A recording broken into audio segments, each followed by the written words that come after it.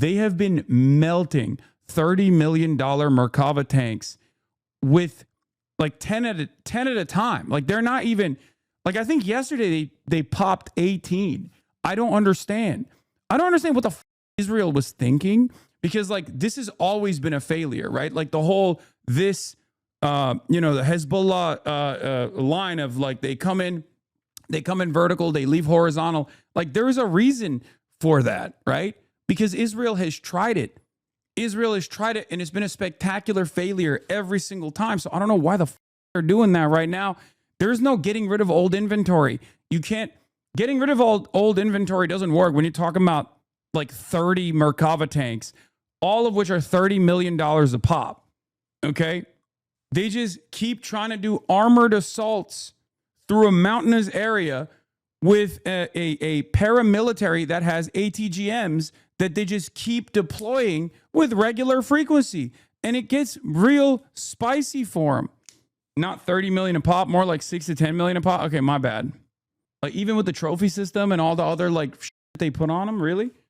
Anyway, Michael Rappaport having a totally normal one about you. I know. 750 million diverted from Ukraine to replenish those missiles. Nice.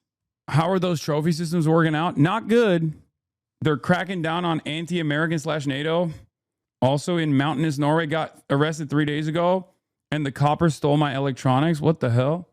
Yeah, Hezbollah has been on a daily basis reporting that they're taking out, like they're decommissioning like 10 tanks a day. Like they're averaging around 10 tanks a day. Like I think yesterday was like 18. And it's crazy. It is crazy. Amit says that Amit reports rare warning from Chief of Staff Zamir yesterday in the cabinet in the midst of war. I'm raising 10 red flags. The IDF is collapsing in and of itself. Background, a shortage of combat soldiers and a heavy burden on those serving.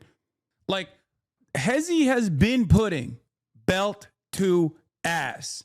And they have historically done so, which is precisely the reason why Israel always just does like the aerial bombardment campaigns over and over again, and they never dare to invade militarily. It's crazy that they're just like, amidst this bombing campaign that's taking place in Iran, and their defensive munitions are deteriorating, and Iran has reached a level of success in terms of their strike capabilities unlike anything Israel's ever experienced before, okay? And it's very clear that because they're running out of stock on the Arrow systems as well as the interceptors, they're trying to reorient high priority targets. Like they're trying to move their ammunition to important targets like, officials within the government, IDF headquarters, and I assume like, their Air Force, things like that, because if they don't do that, they're just going to get, they're going to keep lobbing missiles at those locations. And then they're going to start successfully attriting Israel's offensive capabilities. But because of that, they can't actually successfully defend the civilian areas. They've completely given up on certain parts of Israel. They're just like not able to defend it. And that's why you keep seeing over and over again, successful missile strikes with no interception at all.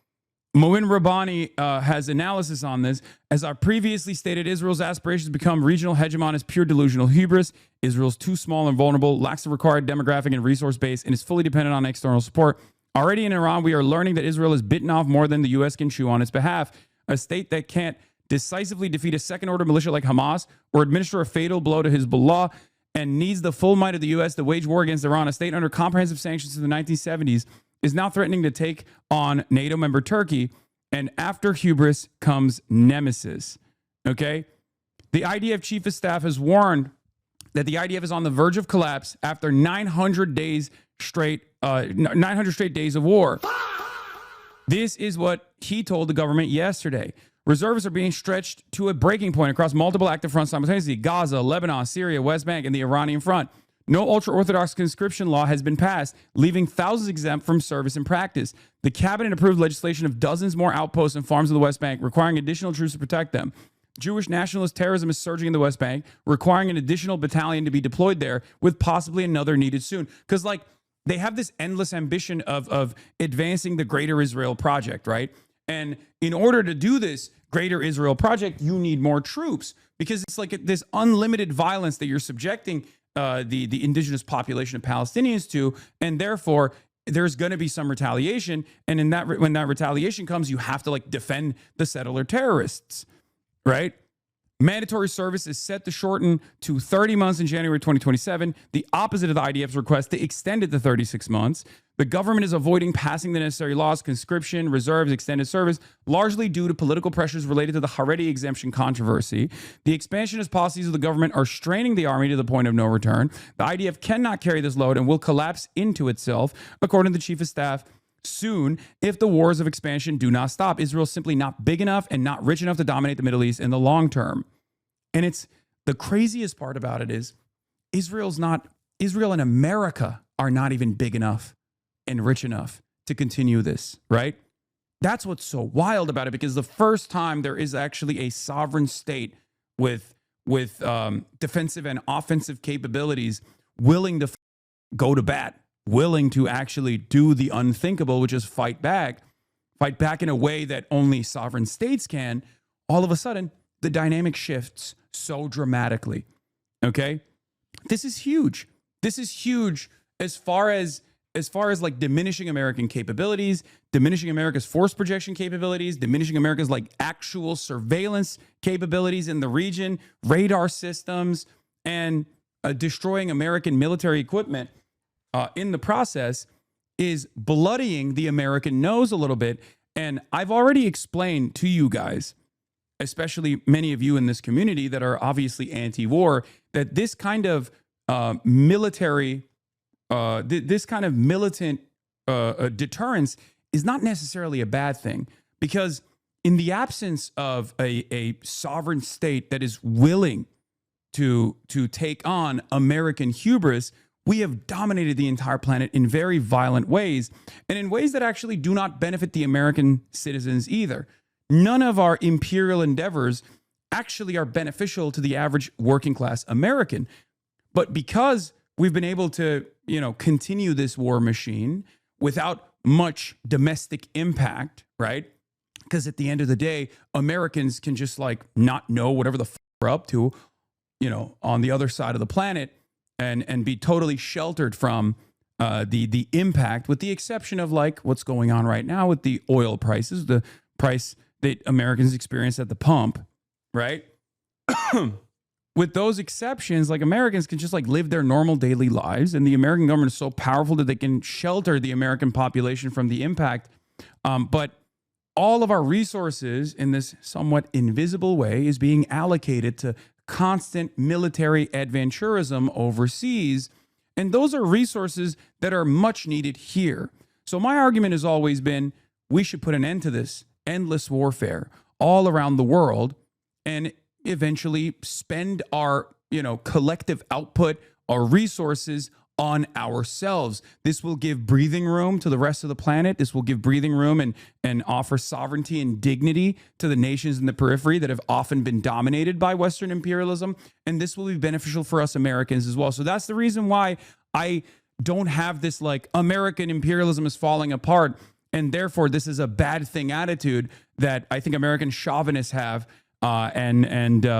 And their attitude has started shifting a little bit. I think like people are seeing exactly what's going on, right? For the past, 3 weeks, I think people were just like holding on to this idea that like America's going to pull through. Obviously, our dicks are so hard. We have the mightiest military. We have the most sophisticated equipment. It's the most expensive military, not realizing that we were not achieving our war goals, right? This is beyond the fact that obviously we were, goaded into doing this thing because of Israel directly. And I say that all the time because it's true. And my first principle is say the truth, right? Always say the truth. You do not have to compromise on that. And that's the thing. Like, even those who are a part of the American foreign policy machine, the blob, if you want to call it that have always demanded that we finally do this thing, right? Go to war with Iran, recognized fairly quickly that this is not working out in our favor.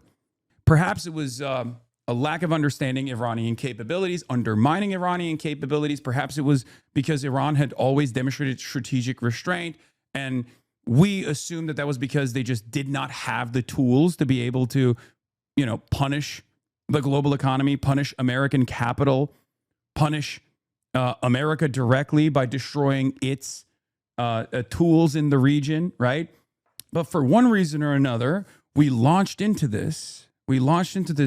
Idiotic quagmire, pushed into it by Israel, absolutely, right? And now we're suffering the consequences of it. And you have troops. You have American troops gearing up for boots on the ground military warfare, which will be a spectacular failure.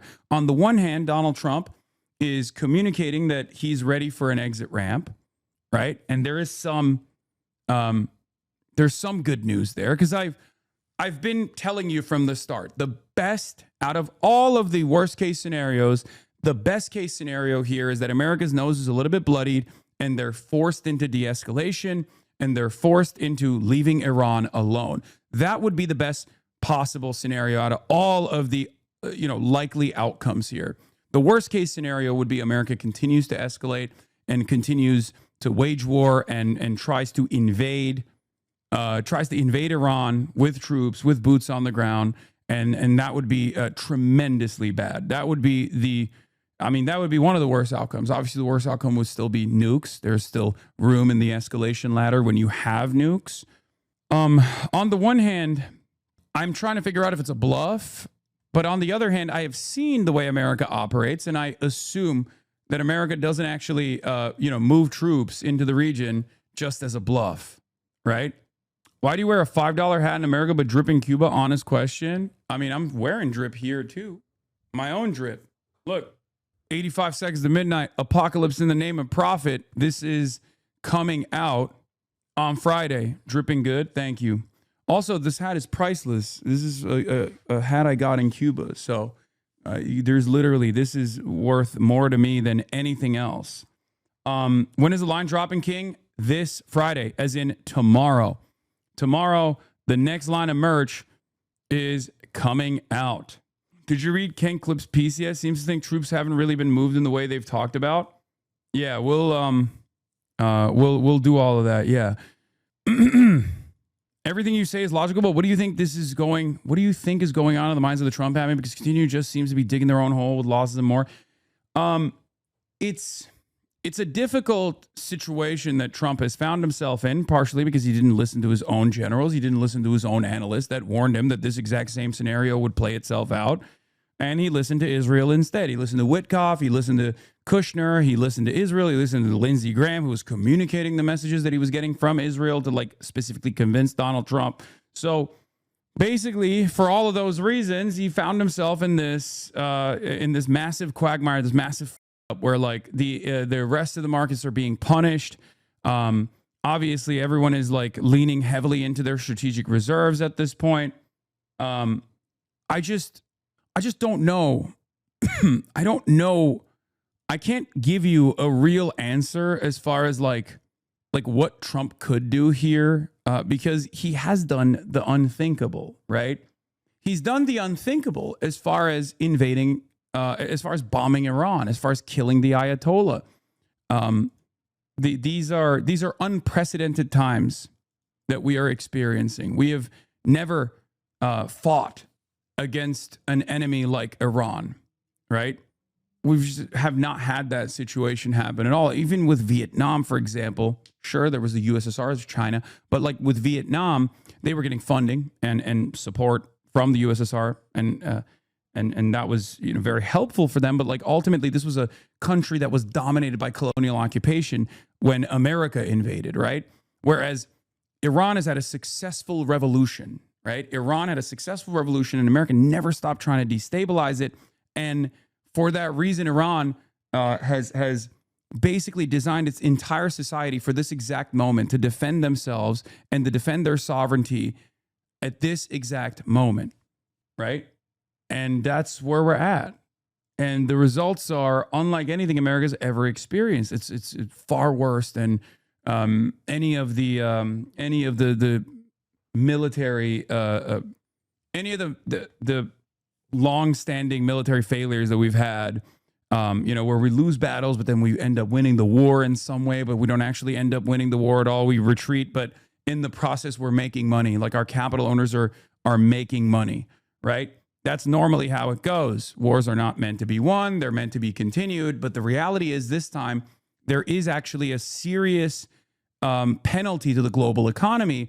And therefore, you're molesting the money a little bit. It's not, this is no longer a contained incident where you can just have your defense contractors inflate their budgets and send your developers down to an area that we have dominated and destabilized successfully and occupied militarily. This is no longer a contained case. Iran is very specifically and very deliberately striking back at the heart of capital, sometimes even American capital, right? And that is causing a massive problem.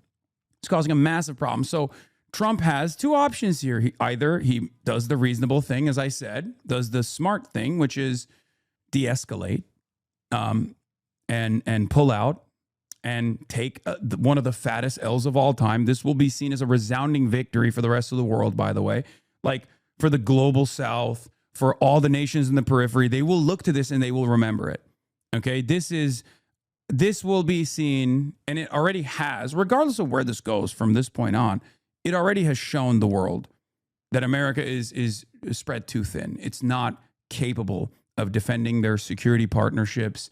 Their security partnerships very quickly turn into their collaborative security agreements very quickly turn into missile sponges, right? And I think that will have reverberations that will be felt across the world for decades to come. They can protect the one nation that matters, though. No, they can't. That's the problem. They can't even protect the nation state of Israel. This is completely devastating America's confidence. It's over.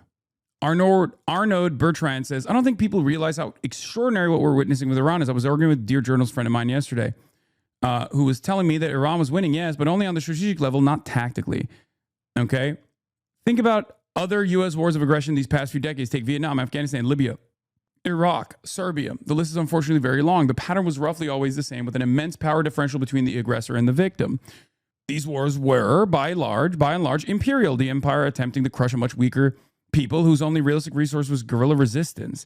And that is when they actually had the will to resist. Some, like Libya, barely even bothered, just resigning themselves to their fate despite being at the time the richest country in Africa.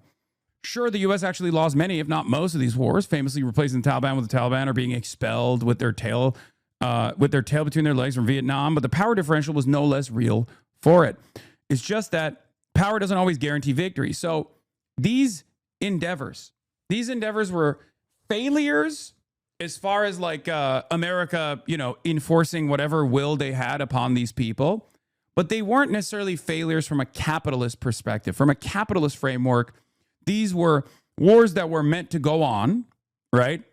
And in the process, people made money because they were somewhat contained, okay? They were contained. This is not contained. This is as global as you can get. Although you can see it as a proxy potentially, and China has a limited involvement so far as we understand, as far as we know. It's America and Israel fighting against Iran, and Iran basically against the whole world, right? The impact of this, the impact of Iranian retaliation is felt across the world, especially in the Asian markets, right? So it's not necessarily good for American capital right now, especially because there's a balance, right? You lose some of your forces, you lose some of your tanks, maybe you lose some of your machines, and then those can be replaced. But you start losing radar installations, okay? Hard fixed positions. You start completely running out of munitions, like defensive munitions, and you're in a very different ballpark. You can't go above a certain level of attrition and still maintain your dignity and still maintain your leverage, your upper hand. America has gone far past that point, Okay. The moment that they abandoned their military bases and openly and readily admitted, by the way, something that you could have found out if you were watching this broadcast for the past couple of weeks, something that we talked about from like day 2 or day 3, something that we saw here was that these bases were getting cratered, right? They were getting lasered by Iranian ballistic munitions and also Shahed drones.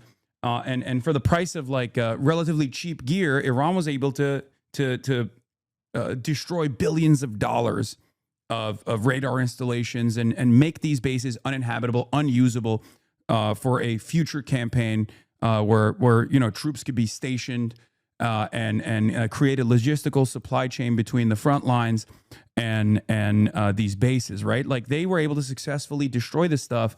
And at the time, a lot of people were saying, "Oh, you can't, this is nothing. I mean, we killed the Ayatollah. That's far more consequential. That's far more significant." And I kept repeatedly telling you, okay, the Ayatollah is dead, but I mean, Iran is destroying American military bases and causing billions of dollars of loss. This is a huge, huge deal. This is unlike anything America's ever faced before, right? Laser with a Shahed drone is an oxymoron. Okay, calm down. So, and you have seen mainstream media basically finally catch up to the realities on the ground. New York Times, I believe, reported on this as well. They said the bases are unusable. All the troops had to escape the bases. They had to retreat, and they're now working from home. They're working from civilian areas, right? That's an admission of defeat. And now Americans know it as well. Americans that don't come to the Piker Broadcasting Service know it as well. But that's why I always say, subscribe to the Piker Broadcasting Service for tomorrow's news today, right? That's why I say it. Iran is demanding the U.S. base be permanently closed, a condition for ending the war. Yeah, that's actually a gimme. 35% off subs? Wait, really? Nice. That's actually a gimme. That's like Iran saying we're going to collect tolls from people passing the Strait of Hormuz. Those two things have already happened, right? So that's actually not a real demand that they're making from America. That's basically like a freebie for America to make it seem like they're conceding on some things. Those things have already happened. Iran won those demands militarily, right? Iran accomplished those demands militarily when they actually present that as like something that they want. That's a freebie for Americans to say, yeah, sure, we'll concede on those points. It'll hurt to concede on those points, but at the end of the day, those points have already been conceded, right? The battle lines have already been drawn. It's like when Vladimir Putin says you need to recognize the legal annexation of Crimea, right? Like that has already taken shape, right? If you look at the situation or the eastern territories that we have hardened our positions in, like you have to give us legal recognition, right? Or at least de facto recognition of annexed territory. That's already happened. That was something that they militarily conquered. It's, in the case of Russia, by the way, I'm not giving you like a moral consideration here. That's just the facts on the ground, right? As it stands currently. So when they present that as a condition for a ceasefire, that's actually given. There's a freebie for the American side to say yes to. Okay, so that's something to also consider. Anyway, but in the past, when you looked at these wars from afar, as we have done, it was like a big bully beating the shit out of like a helpless country, right? Destroying its population. These countries that had no standing military force to withstand the United States of America, and were engaging in insurgency battles. And America, experienced a lot of shortcomings in that process, but like because of the ways in which these wars were contained, America could still make money without like reaching a level of receiving too much damage in retaliation, right? This time is different. And it's different. It's different in a way that you can see, right? It's different in an undeniable way because the Strait of Hormuz is closed, or rather, it's only open for business for whoever Iran sees fit. That's an undeniable reality, right? Donald Trump can go on television and be like, Iran is giving us a great gift and allowing ships to cross through the Strait of Hormuz, but they set those conditions, right? They set those conditions. And And some of those conditions are directly undermining the petrodollar, right? Trading with Chinese yuan. That's a huge deal. Giving Iran a toll, a fee, where the Iranian Navy is controlling all of the commerce that's going through the Strait of Hormuz in a similar structure to the Suez Canal with Egypt, right? So Donald Trump can say we're winning one of our goals here, but like it's very clear for everyone who's paying close attention to what's going on that no, Iran is actually putting belt to ass, right? Framing this as a gift to us is yet another recognition that Iran is setting the table. Iran is controlling all the cards. And it's something that is undeniable. There is no way that you can propagandize out of this. Like maybe for the cult, they'll say, oh, Trump is doing the best. Trump is killing it, right? But for the foreign leaders that are paying attention, they don't give a f. They see the truth. It doesn't matter. That is going to have reverberations. Ultimately, that is what that's what I'm paying attention to. Okay, that's what I think is massively consequential. Okay, but the Suez is different. Egypt has a right cause. Egyptian workers dug the canal.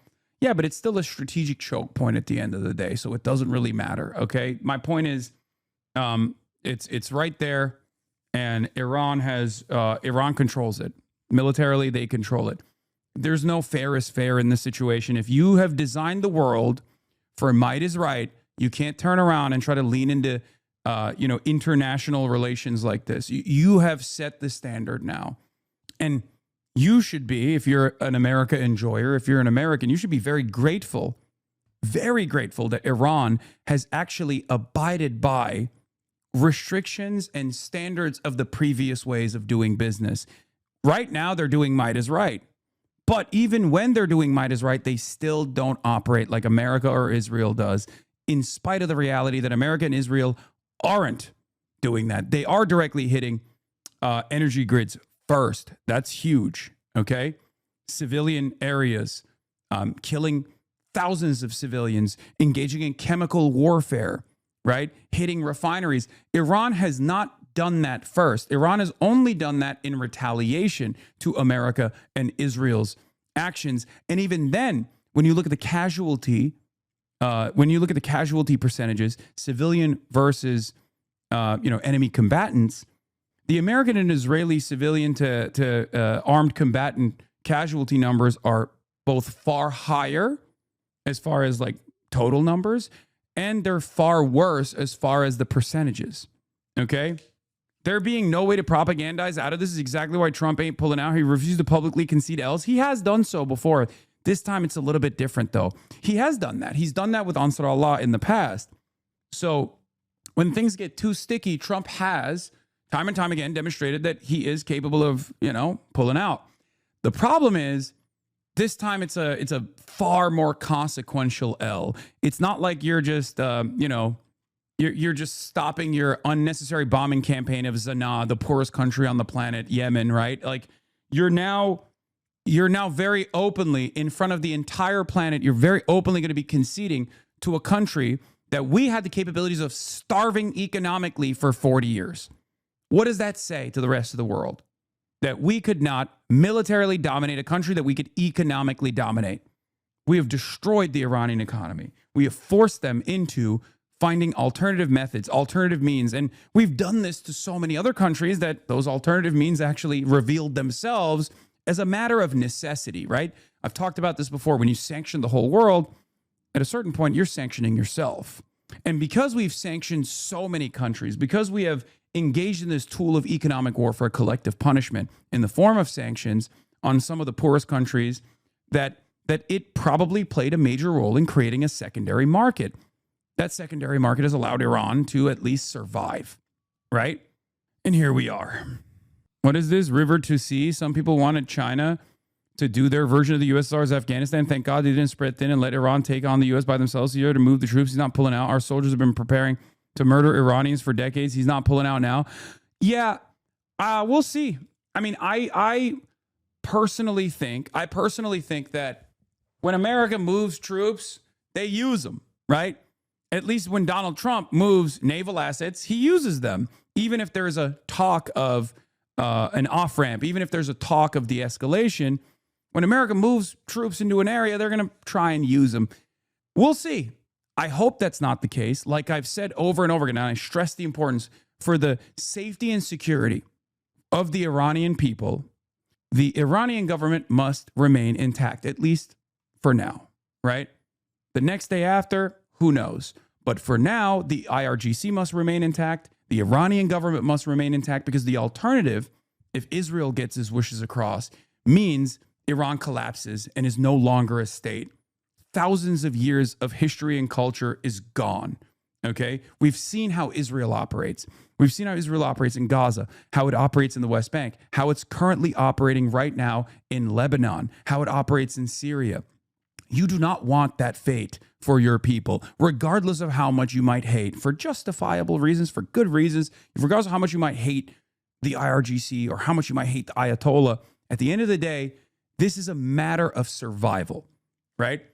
That's it. It's that simple. So the best out of all of the worst case scenarios is that America takes an off ramp, de-escalates, gives Iran sovereignty, the country remains intact, and there's economic pressures that are released, right? The sanctions are released, and Iran can participate in the global economy as a normal sovereign state with dignity. And slowly but surely, the material conditions of everyday Iranians improve, and hopefully there are social pressures that are alleviated as well in the process, right? That's why I say the best case scenario for the Iranians is that America takes an L on this and gracefully exits, which we're not known to do. And this is actually good for Americans as well, because if you understand that our endless military conquest around the world is not beneficial for the people that we're dominating, and is not even beneficial for us here in the imperial core, any sort of pushback that causes American restraint is good for the American people. It's good for the American people, because you're not the state. You're not Mr. Lockheed, and you're not Mr. Martin, okay? You're not John Raytheon. It might be bad for them if we stop funding these behemoths that demand more and more taxpayer-backed subsidies with their inflated budgets. But if you're a regular guy, if you're an ordinary American, all of your productive output is going to that. It's not going back to you, right? It's not going back to you. You might feel like it's going back to you somehow because your 401k is invested in like Raytheon or something, but that's marginal.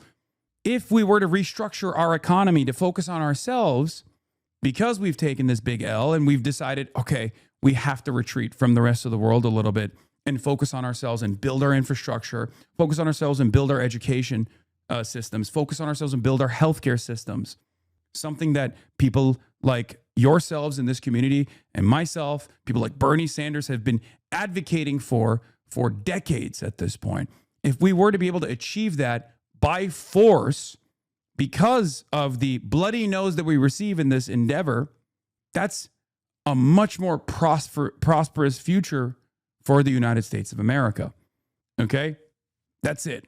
So this is not a bad thing at all. It's the best case scenario. Turkish people have a saying, zararın neresinden dönersen kârdır. Okay? It translates to, no matter which point you turn away from harm or loss is a profit. Okay? That's it. And there has been a lot of loss so far. The IMEU policy project says just 1 month of the Trump-Israel war in Iran has cost U.S. taxpayers over $31 billion. Now, that is the most conservative estimate, okay? That is the most conservative estimate. It's far larger than that.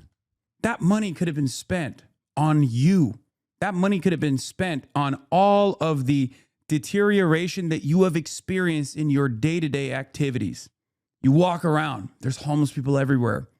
Buildings look dilapidated, okay? There is a downward trajectory for the United States of America. Our infrastructure is crumbling. We have no more rural hospitals in this country. These things require money to fix. We have the money. We're the wealthiest nation on the planet, right? And yet we don't spend it on ourselves, because instead of spending it on these things that would improve the day-to-day experience of ordinary Americans, all that money goes to the CEOs and the major shareholders in the military-industrial complex. This must change. This is an infuriating indecency. It's unjust. And if America was able to dominate Iran militarily, it would never stop, right? It just wouldn't stop. And things would get worse and worse year over year. And we would wonder to ourselves why we live in the wealthiest nation on the planet, but it actually resembles a third world country with a Gucci belt. This is why. So that's why I have some optimism that we might learn an important lesson here. We might be forced to demonstrate restraint in the future. We might have to think twice, or in the best case scenario, we might have to retreat. And that's a good thing. And they want to make a deal so badly, but they're afraid to say it because they figure they'll be killed by their own people.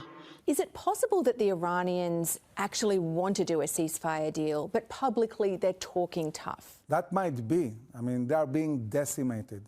Retired General Amir Avivi served in Israel's military for 30 years. There will be a point where they have to surrender. I mean, the combination of taking out all their leaders, destroying every single industry they have, and also closing the Iranian economy will bring them to the point where they will have to surrender unconditionally and accept that. With whose money, man?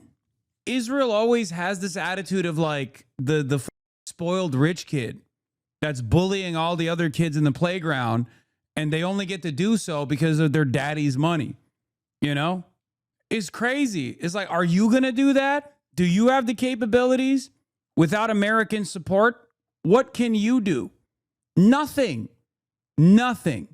It's unbelievable how much these guys flex.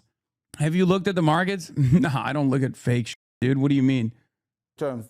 But President Trump is also under pressure to end the conflict. After nearly a month of war, the Iranian regime is weakened, yet still functioning. Even under fire, it's shown it can paralyze oil shipping through the Strait of Hormuz, with global economic consequences. There's speculation that the US could use ground troops to seize control of Iran's Karg Island, through which the Iranians export around 90% of their oil. Now, that would pile more economic pressure on the Iranian regime. But one big question is whether the Iranian leadership would rather do a deal for their survival or die fighting. Vlad. Holly Williams in Israel for us. Thank you, Holly. Day 27 of the Iran war, President Trump claims to have obliterated Iran's military capability. And he said that 27 times. Well, he said that 2,700 times because he says it like 100 times a day, and it's been 27 days. It doesn't really mean much, does it? Considering that there is no negotiations, at least like Iran has sent out their demands, and Trump keeps like following along with whatever Iran is doing and trying to make it seem like he actually made these demands ahead of time and Iran is following their pressure when that's not the case. There's never been a moment where like the leader of the free world, right? Which is something you don't really see or hear anymore from people. Have you guys noticed that? The leader of the free world. That's how we used to refer to American presidents. The arrogance. Oh my God. Anyway, there's never been a moment where like the American empire's king, God King, the American president has been so thoroughly humiliated. It's actually unbelievable. But there's no evidence on the ground that Iran is ever close to actually capitulating just yet. Yesterday, we looked at the US strategy for this war. Let's now look at what the Iranian strategy might be. What we are seeing is no let-up in Iranian attacks against its neighbours. But the key element here is there's two different wars going on. The US are conducting a war of choice. They're a superpower, and they are systematically using conventional military action against Iran and writing it down. For the Iranians, this is a war of national survival, completely different. They therefore are the David to America's Goliath. They've been planning for this for 35 years, and they've got to combat America. That's the other thing. Addicted to monitoring the situation is same. I've totally dropped what I was going to say. And quality with quantity. And that explains why so many drones are being used in this conflict. Oh, David versus Goliath. Thank you. People love an underdog story. That's the other thing. People love an underdog story. So it's pretty hard to look at the situation as anything but like the underdog kind of actually pushing back against the bully for once. Because like I'm not a hater of Americans. I believe in the notion of American prosperity. I believe that we have tremendous potential. We're just not using it because, unfortunately, this system of capitalism is designed to follow along the agendas and the profit, the interests of capital accumulation and continuing to expand profit margins. So we've been very violent. We've been very bloody. And it's not necessarily been beneficial for the regular American citizens in general. But ultimately, you don't have to be an America hater. You can be an American and recognize that we are the bullies around the world, right? And now you got a situation where one of the people that we thought we could mercilessly whip around and bully is fighting back and actually succeeding. It's hard to look at that situation as one where you feel kind of sad and humiliated. Maybe some do, but I guess the people that would most likely feel a sense of humiliation in this moment are cattle and therefore are reading a totally alternative set of realities and events. So the ones who would normally be mad, right? The people that would normally be frustrated, angry, and say, oh, these guys are embarrassing us, nuke them now. They think the war efforts are going well because they're in the Trump cult. Right? And the rest of the normal Americans who are not in the Trump cult are looking at the situation and going, why are we doing this? This is Hasan's most liberal take yet. I don't know, man. I have to believe that there is a better future possible. Otherwise, I wouldn't be able to do what I'm doing, right? And there is something hopeful about the way that things are going. I mean, I explained it to you already. I think America receiving a little bit of a bloody nose, American imperialism necessarily receiving a bloody nose here and then being forced to restrain itself is not a bad thing. It's a good thing for the world and it's a good thing for Americans. This is a unique moment of hope. It's hard not to see it that way because I think large majorities of Americans recognize this as a senseless endeavor. And therefore, they don't necessarily care one way or another, right? That American selfishness is actually beneficial to our cause here. Yeah, you know what I mean? You really think they're not literally going to quadruple down? We'll see. The real problem here is not America necessarily. I mean, America is always a problem. It's the great Satan. If America's the great Satan, Israel's the little Satan, is what they say, and that side of the world, right? But like, America, in my opinion, has less ambition to destroy Iran and has more to lose than Israel does. Because I think Israel has lost the capability of conducting sober analysis. They're just seeing red, right? And for that reason, they will endlessly try to spoil any off-ramp that America might get, that it might want to take. So that's why from day one I've said, America has to cut Israel out of this equation. They have to release Israel. They have to say, no, you're done. We're cutting you out. The American government has to remember that they hold the cards. At least, maybe not holding the cards in this tit for tat back and forth with Iran, but they are the large partner, and Israel is the junior partner in this coalition. And the faster they remember that, and the faster they cut Israel out of the equation and demand restraint from Israel, the easier things will be.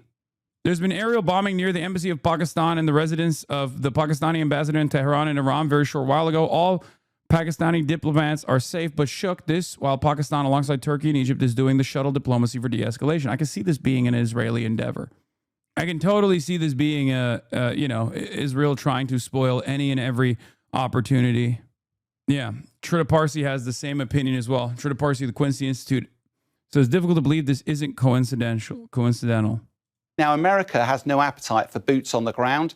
Iran knows that, and therefore this war is all about an air war. It's all about control of the air. Now, you might imagine that's all about fighter jets. That's clearly a part of it. But it's also about airborne early warning. It's about command and control. It's about battle space management. One of the key areas here is that during the 12-day war in June last year, Iran very effectively targeted a really crucial American radar site that's associated with all of the high-end Patriot, THAAD and Aegis missile systems. You can see the before and after systems here. Now, this radar system, there's only 6 of these operational in the world. Iran was able to take out one of them. Likewise, during the period of the war so far, in the last 27 days, Iran's also targeted the THAAD radar missile system. THAAD. There's only 10 of those available in the world. 4 of those I believe 11 is the actual number, but regardless, yeah. have been taken out. 40% have been damaged. Now, And there's only, let's say there's 10, right? There's only 10, and there's only 1,000 missiles for it. So these are very limited capabilities. And Iran has not only degraded these defensive capabilities, but they've also destroyed the stockpiles. I mean, they've depleted the stockpiles. air war, Iran has had slightly less success. America has lost quite a few aircraft, 16 we believe, but actually very few of those as a result of Iranian action. Apparently, it was infrared missiles that targeted an F-35, but we understand the aircraft did land safely, and although the pilot and aircraft appeared to get some damage, they were able to survive. The Iranians have managed to take out 9 MQ-9 unmanned Reapers, including one on the ground.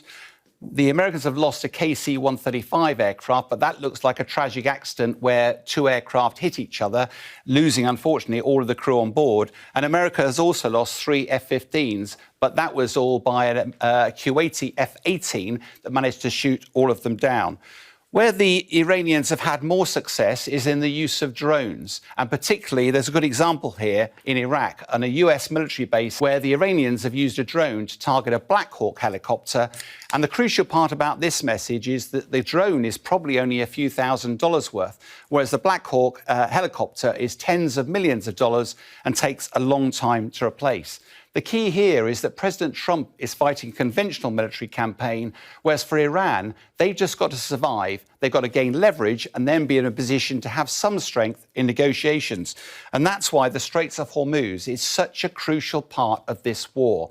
At the moment, the Iranians control this. There's no easy American solution to resolve that. And that's probably what explains why President Trump's getting increasingly erratic with his broadcasts on social media, particularly Truth Social. In summary, the US military campaign in Iran is definitely achieving results. It's breaking a lot of stuff and it's being celebrated by President Trump. But the Iranian strategy, as the underdog, appears to be one at the moment that is going to prevail. This morning, I want to give an update on the Operation Epic Fury, which is an appropriate name because we are absolutely obliterating them. Over the past 3 weeks, we've been hitting Iran's military capabilities at a level that few people have ever seen before. People never knew there was such a capability. We have the strongest military anywhere in the world by far. I built it during my first administration, and I used it during my second administration. Unfortunately, because I'd rather not have to use it. But it's a display of force and precision and skill like nothing the world has really witnessed, although you get a pretty good witnessing of it in Venezuela also. And that was a smaller version of what we're doing now. We're crushing their missiles and drone stockpiles, destroying their defense industrial base. We've wiped out their Navy completely, their Air Force completely. We've wiped out a large percentage of their missiles. And the missile launchers, without the launchers, the missiles don't do any good. And we've knocked out probably.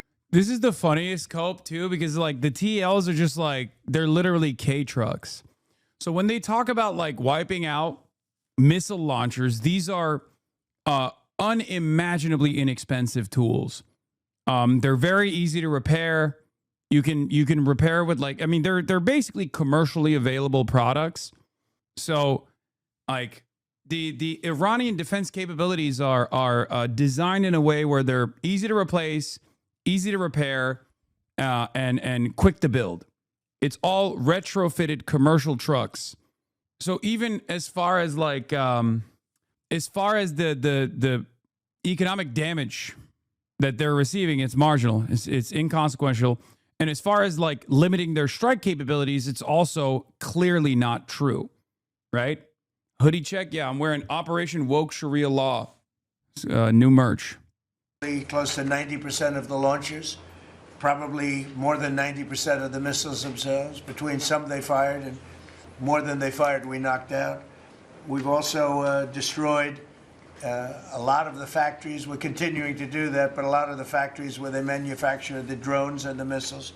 The drones, too, are way down, but the reason they're down is they go one way and they don't come back, because for the most part, we're shooting them down. But we also are able to, we've really done tremendous damage to the places where they make them.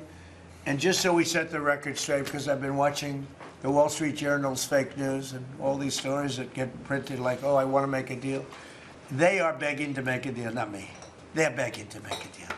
And anybody... Like, does this inspire confidence? I genuinely want to understand the mentality of a Trump cultist. Like, how do you look at the situation that's unfolding? You look at it and you go, no, things are going great, actually. Like, how... I want to understand the mentality of a Trump cultist that looks at this circumstance and he's like, oh, they are actually begging. Like, how do you deal with the inconsistencies? How do you deal with the contradictions? Because he is so quick at contradicting himself. It's not like we're talking about, sure, an information vacuum that exists, right? There's an information vacuum, you say. Okay. But he's the one who's also delivering the message. If you're only tuning into Donald Trump, then you still hear this inconsistency in the same time frame that he's delivering the message. It's not like he's not contradicting himself in the same 30 seconds. He does do it.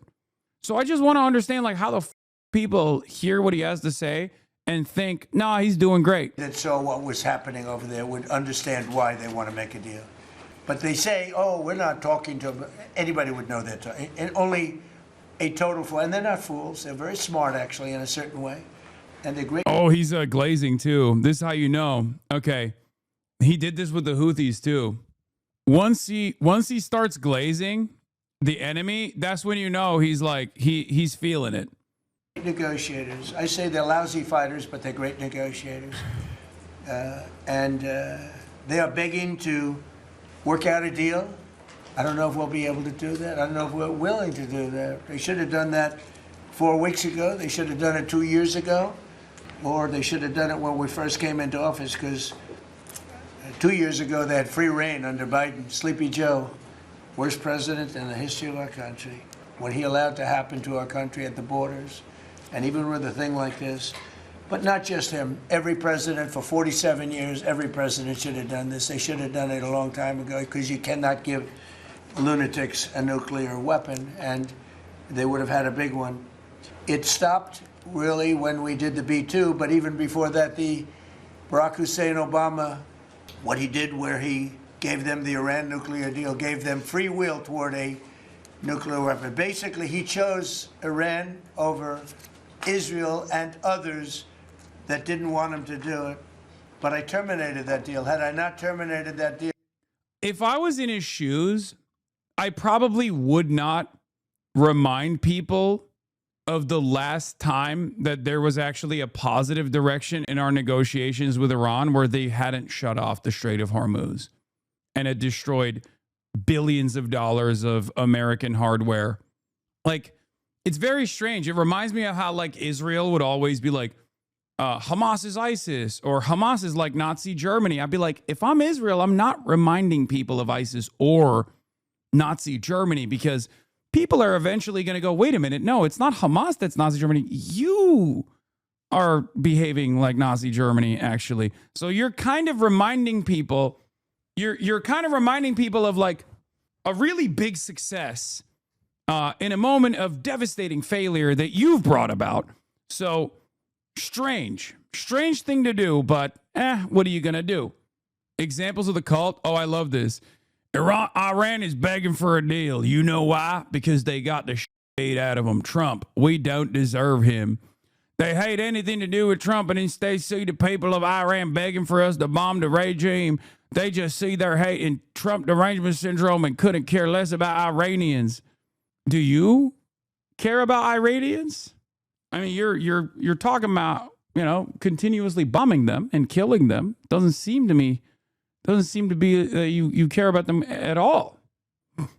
New angle for why Israel and America aren't winning this war. The Iranians simply don't understand just how severe the damage to them is, and that's why they keep going. Oh my God. Oh my God.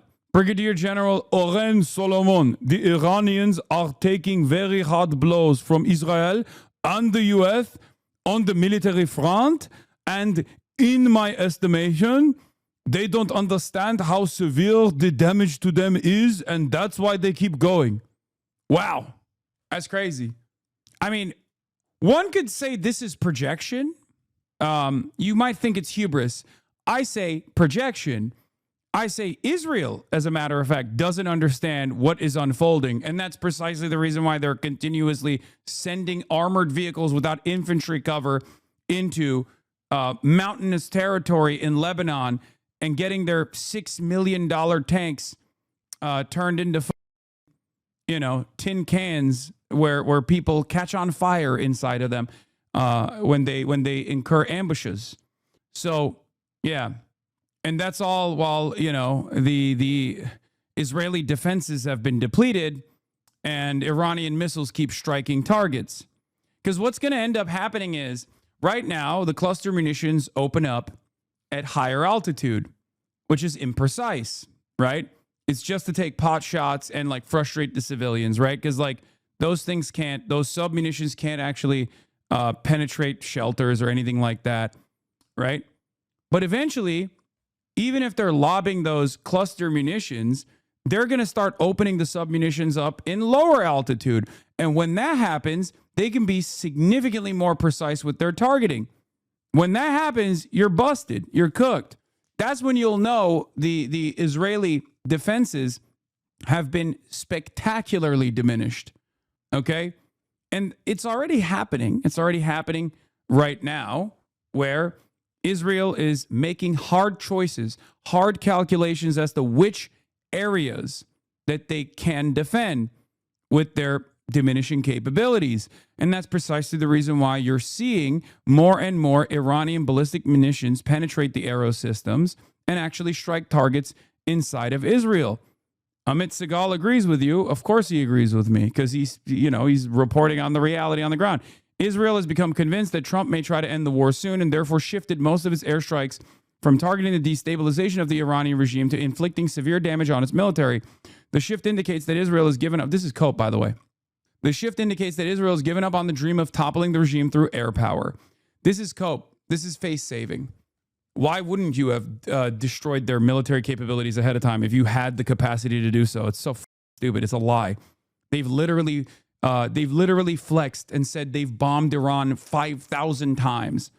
Okay. Oh, really? You were just bombing the same, regime targets 5,000 times? No, you were bombing their military targets as well. How much success you have had in terms of deteriorating their strike capabilities, well, that remains to be seen. As a matter of fact, it's pretty obvious that it hasn't been that successful, considering that Iran has received more success. Iran has actually experienced more success in striking Israeli soil. What is this? It sounds like you want Iran to win the war over Israel and America. What country are you living in? And I'm asking why he wants Iran to win. I've explained this already. It's the best case scenario for ordinary Americans. It's the best case scenario for ordinary Iranians. America retreating from this senseless bloodshed is good for everybody. It's literally win-win-win. It's good for the world. It's good for American citizens in general. We need to be humbled a little bit. Okay? Our forces, our endless, expansive military ambitions, our senseless bloodshed all around the world needs to come to a close so that we can actually focus on ourselves. Ironically enough, Donald Trump actually kept repeating this point, not in those terms, but he kept repeating the same energy, right? He would be like, "Oh, why are we doing all these regime change wars?" Right? I assume you're a little bit of a Trump sympathizer, so you should be sympathetic to this message. Trump presented himself as an isolationist initially. Obviously, he's changed that now because he's clearly not an isolationist, but like he ran and won on isolationism. And what was the argument? The argument is, why the f are we spending all of this time, all of this effort, all of this money on killing people overseas? Leave them alone and let's focus on ourselves. It's a very simple message. It's a very coherent message. It's a very good message. I agree with it. I've never been a liberal interventionist at all, right? And Republicans, by and large, are also still interventionists. They're just not liberal interventionists. Or they might be when they want to, present an argument to the liberals that's convincing.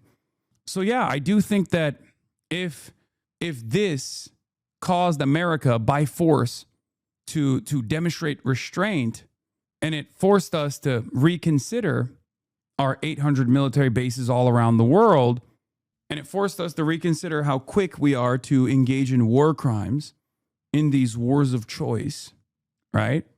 And that's ultimately a good thing for everyday American citizens, for ordinary Americans like you and me. You would have had a nuclear weapon years ago and it would have been used, guaranteed.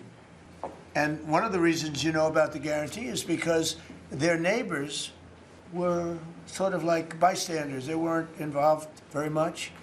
They didn't choose heavy sides. They didn't want to because people were concerned with Iran. There was a big black cloud over the Middle East.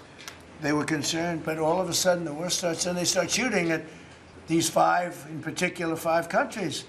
They start shooting at Qatar, Saudi Arabia, UAE, Kuwait, Oman. They start shooting at them, and everybody was shocked, including us. You know why? Because they're sick, and they had a plan to take over the Middle East. And some of those missiles that were shot at them were locked long before we even started this process. They were locked and loaded and aimed at those countries. They wanted to take over the Middle East.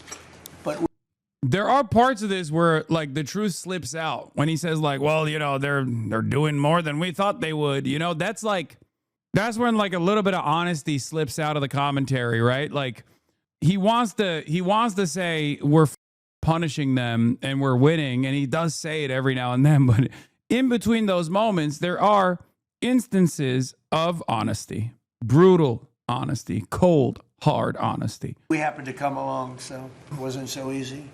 So right now their Navy is sunk in the largest elimination of a foreign Navy that has taken place, maybe ever, but certainly since World War II.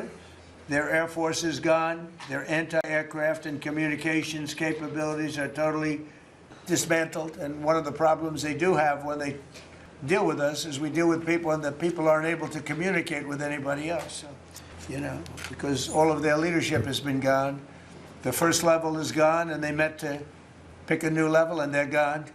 They're all gone because they didn't make a deal and because they're sick people. They're really sick. They're really sinister, sick people.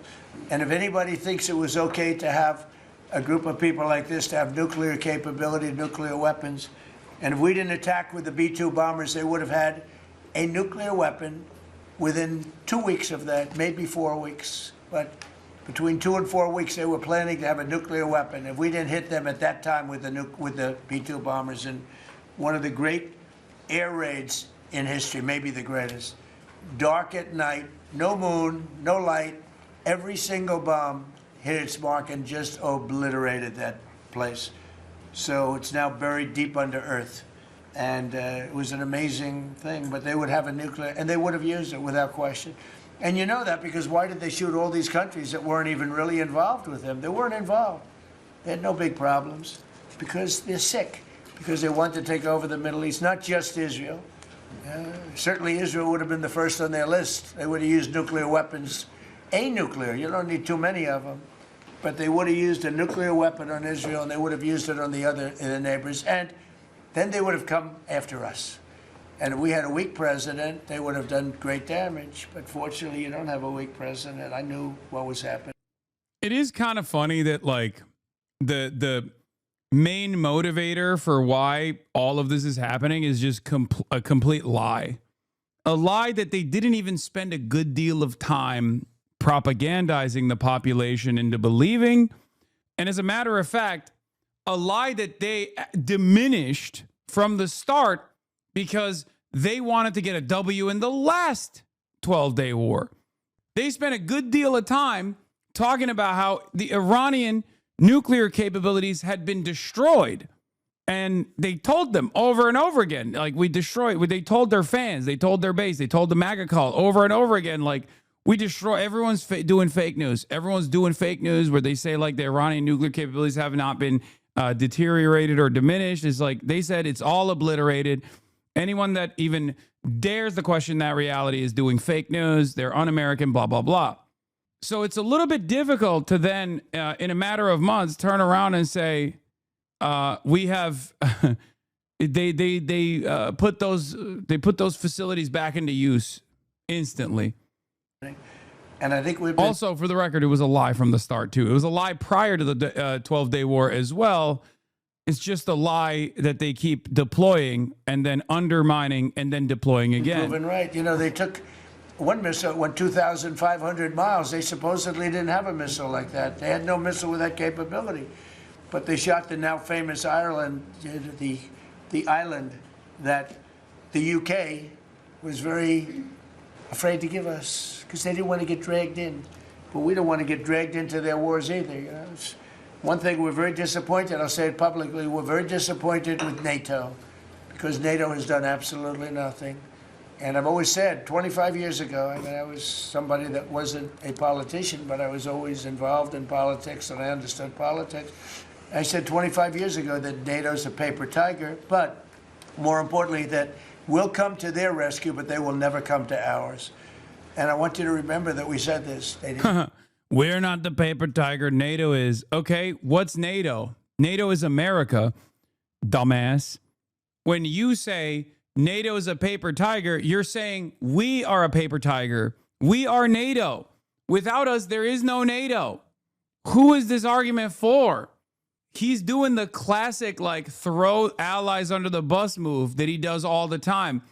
Yet another clear-cut sign, at least if you know how to read Trump, this is yet another clear-cut sign that he knows the war efforts are not going well, right? Think about it. This is what he does. He throws under the bus when shit actually goes south. Come to our rescue. Now they all want to help. When they're annihilated, the other side is annihilated, they said, we'd love to send ships. They actually made a statement, a couple of them, that we... This is the traitorous lobby AIPAC trying to tell Americans who they can and can't speak to. Israel will decide for us who is allowed to speak in American media, they say. Then this lobby pretends it has no control. Good, then you can off. We don't care what you think. Yeah. want to get involved when the war's over. No, it's supposed to get involved when the war's beginning, or even before it begins. We had the UK say that we'll send, this is 3 weeks ago, we'll send our aircraft carriers, which aren't the best aircraft carriers, by the way. They're toys compared to what we have. But we'll send our aircraft carrier when the war is over. I said, oh, that's wonderful. Thank you very much. Don't bother. We don't need it. And we don't need it, and we don't need them. We estimated it would take approximately 4 to 6 weeks to achieve our mission, and we're way ahead of schedule. If you look at what we've done in terms of the destruction of that country, I mean, we're way ahead. Think of it, they have no Navy, and they had good ships. 154 ships have been shot down and are resting very nicely at the bottom of the sea. This is such a funny, it's just such a like a stupid W that is so inconsequential. I don't even know what to say. Like, we blew up jet skis off the coastline of Iran, and they still clearly have other small commercial boats that they are using to tow oil tankers into their one island where they're conducting a toll system. Like, it's so stupid. Like that.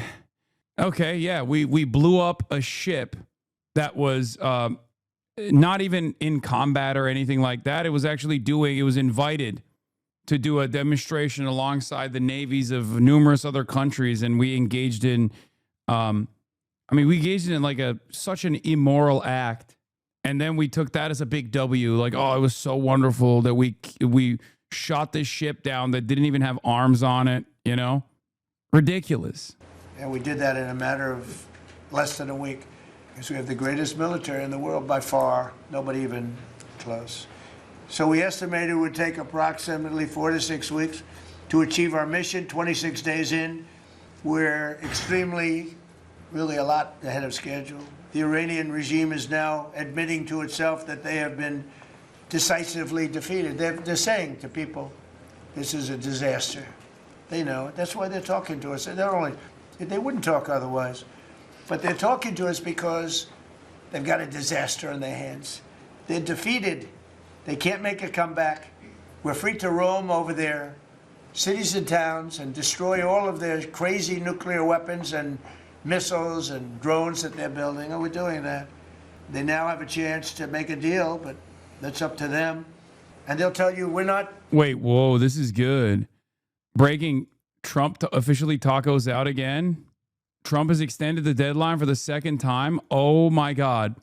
As per Iranian government request, please let this statement serve to represent that I'm pausing the period of energy plant destruction by 10 days to Monday, April 6th, 2026 at 8 p.m. Eastern Time. Talks are ongoing, and despite erroneous statements to the contrary by the fake news media and others, they are going very well. Thank you for your attention to this matter, President Donald J. Trump. Oh my God. Oh my God. April 6th, Invasion Day? Maybe it's because they haven't been able to amass enough troop presence in the region. I mean, I still think I think tomorrow is the day after market close, but who knows? But I still think this is a fake. This is a fake out, but who knows? He said this because of today's market close. Yeah, what is it like? 12 points. A tornado is hitting the Gulf tomorrow. They can't do it. Let's see what Chuck Schumer has to say about that. Let's take a look. When it comes to negotiating with the terrorist government of Iran, Trump's all over the lot. One day he sounds tough, the next day he's backing off. And Raina Jen, thank you for the 25 gifted subs and another 5. Thank you for the 30. Whoa, another 5. Thank you for the 35 gifted subs. Not Brian, thank you for the 5 gifted. And a strange sparrow, thank you for the 5 now, gifted. all of a sudden, we find out that Witkoff and Rubio are negotiating a secret side deal with Iran. What kind of bull is this? They're going to sound tough in public and then have a side deal that lets Iran get away with everything? That's outrageous. We need to make that side deal public. Any side deal should be before Congress Decoy, and most thank you for the 10 importantly, the gifted. American people. If Taco Trump is already folding, the American public should know about it. Yeah. Fantastic. Thank you, sir. I mean, that's an old one, by the way. Obviously, for those of you who don't know, that's like a old but gold from Chucky. Okay. If you want to know where his opinion is, yes, it's an old video. I'm using it as a meme. I'm using it as a placeholder to show you what his actual perspective is on this stuff. But, you know, AGF squared. Thank you for the 5 gifted. Knowing the religious freaks in our military, they're probably going to do it close to Easter Sunday. No, that kind of stuff doesn't matter when it's tactics. Can of Salamanders, thank you for the 5 gifted. Yeah, Trump said this prior to extending the deadline. The Iranian negotiators are very different and strange. They are begging us to make a deal, which they should be doing since they have been militarily obliterated with zero chance of a comeback. And yet they publicly state that they are only looking at our proposal. Wrong. They better get serious soon before it's too late, because once that happens, there's no turning back and it won't be pretty. Every time he says stuff like this, the market suffers. And then he has to go back and be like, no, just kidding. We're actually doing great. We're doing great. Here's how it works and how it's worked so far. Donald Trump comes out, does something spectacularly stupid. Iran retaliates. Market responds a deep red. Okay. Then Donald Trump tries to correct it by turning around and saying, oh, they're begging for a deal with us. They really want a deal to happen. And we're very favorable. We're looking at this deal very favorably. Then the market corrects itself because they're just like leaning into any positive message they can. Okay. Then the Iranian government comes out and says, that's not true. We're not dealing with you guys at all. Here's a couple missiles in the direction of Israel and in the direction of your military bases in the region. Okay. Then the market plummets again.